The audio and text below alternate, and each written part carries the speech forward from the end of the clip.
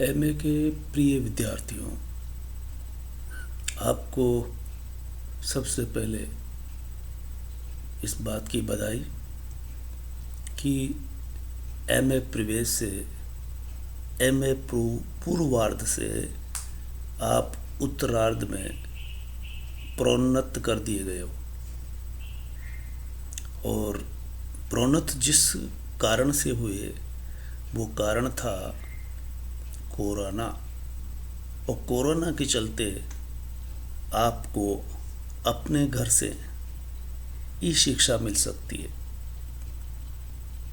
और इसी कड़ी में हम आज एमए उत्तरार्ध हिंदी के विद्यार्थियों को आधुनिक काव्य जो कोर्स में लगाया हुआ है उसी पर परिचयात्मक पहला व्याख्यान पाठ्यक्रम क्या है आधुनिक काव्य का, इस पर चर्चा करेंगे। हर पेपर की तरह आधुनिक काव्य को भी 5 इकाइयों में बांटा गया है। इन 5 इकाइयों में ये निम्न काव्य होंगे और ये किस तरह से काम करेंगे वो समझ सकते हैं।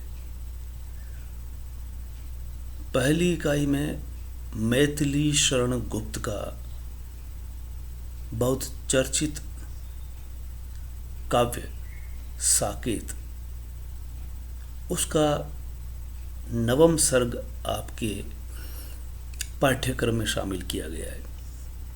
और ये 9वां सर्ग पढ़ते ही आप पहली इकाई पूरी कर लेते हैं। 5 इकाइयों में से पहली इकाई पूरी हो जाती है। दूसरी इकाई में 2 काव्य संग्रह, ठीक साकेत महाकाव्य कहलाता है, इसी तरह से कामायनी भी। जयशंकर प्रसाद का कामायनी कई कारणों से साहित्यिक जगत में चर्चित रहा है।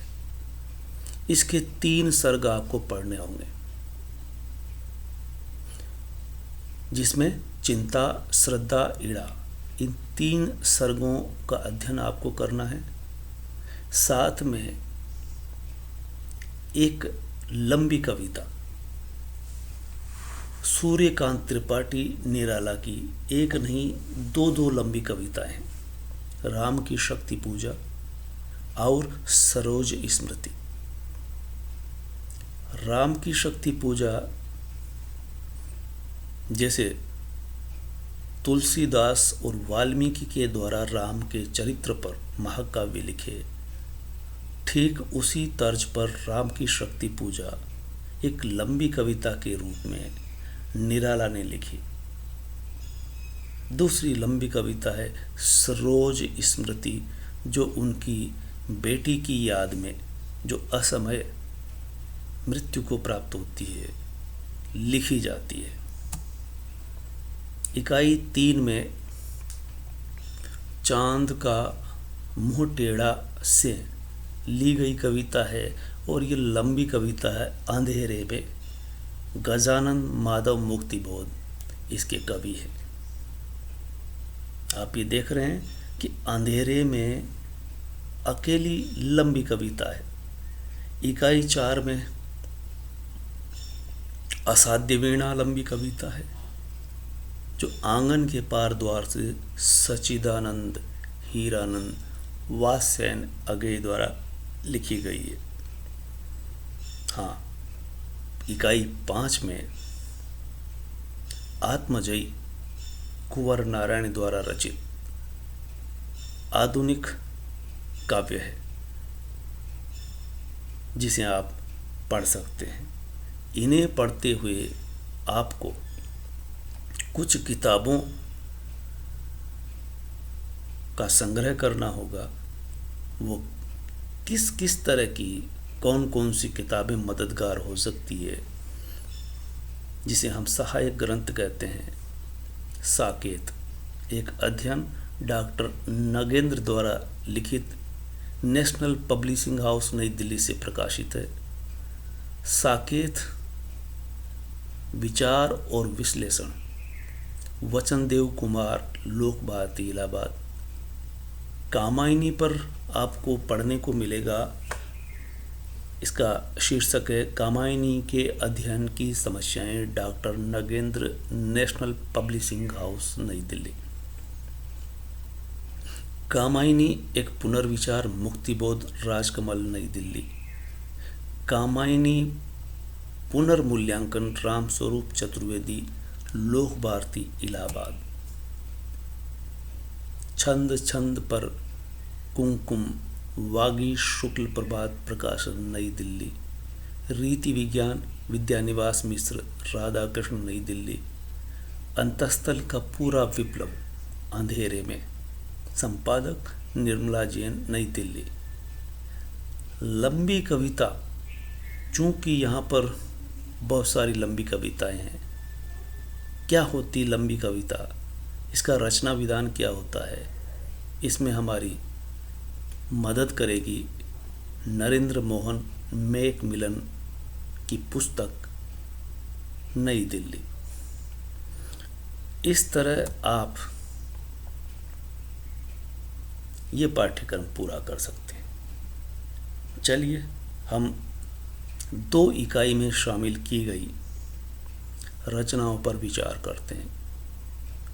इकाई 3 और इकाई 4 में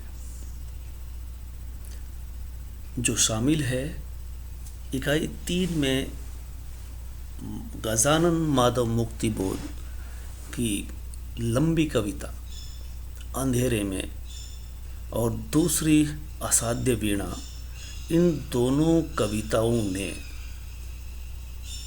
आधुनिक दौर में साहित्य जगत में एक मुकाम हासिल किया है।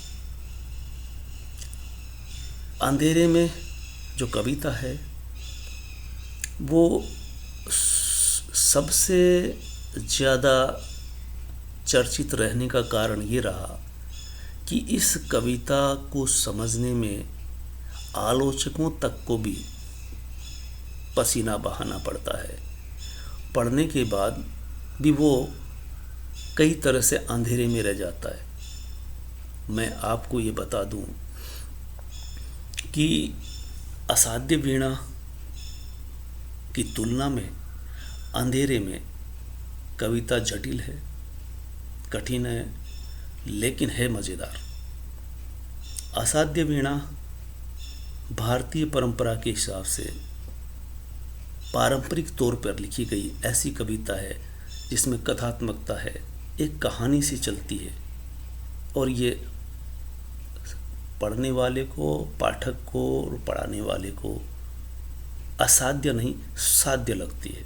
लेकिन जीवन का ऐसा पहलू दिखाती है कि जो किसी से साधा ना जा सके उसे किस तरह से साधा जाता है और साधक, सच्चा साधक साधना के द्वारा असाध्य को भी साध सकता है।